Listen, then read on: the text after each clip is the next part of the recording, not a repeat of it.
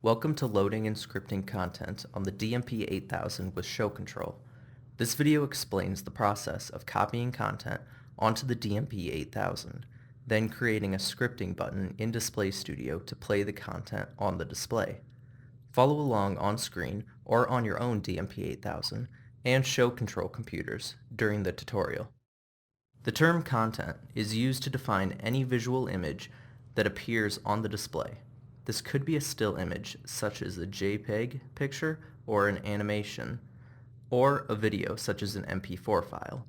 If content has been created using third-party software, it's often copied to the DMP-8000 computer using a flash drive or downloaded if your system has access to the internet. These files must be stored in the content folder on the DMP-8000. To streamline the process, the content folder should be mapped as a drive letter on the show control computer. If your system's drives are not mapped, they can be found by opening the Windows browser and selecting the DMP-8000 primary computer from the left side list under Network and opening the folder labeled Content. Before we begin loading content, let's look at the folder structure of the DMP-8000. The content folder is located on the DMP-8000 computer in the C drive, Program Data, Daktronics, VNet4. If the Program Data folder appears to be missing, it will need to be made visible by adjusting settings in the folder options under the Tools menu. All content must be placed in the content folder, either directly or in a subfolder if you choose. Back on the show control computer, place a piece of content into the content folder by copying it from the source.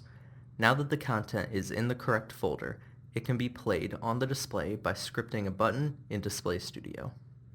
In Display Studio, make sure a scripting container is established by right-clicking in the gray space and selecting New Scripting Container. Within the container, right-click in the empty area and select New Button. We will now add the command to the button to play the content to the display in a process called scripting. Click the plus symbol. This will add a new line of script.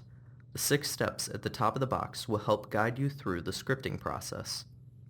In step 1, choose DMP-8000 Player Control. Move to the next step by clicking on the next step number or clicking the left or right arrows. In step 2, choose the zone on which the content should be played. In step 3, select Play. In step 4, click Add to browse to the file. Once a selection is made, click Step 5.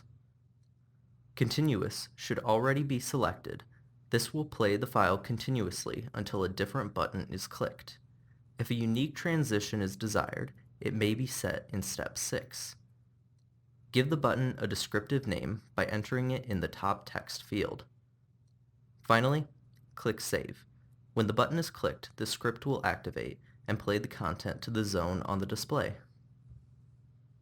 This concludes the tutorial for loading and scripting content on the DMP-8000 with show control.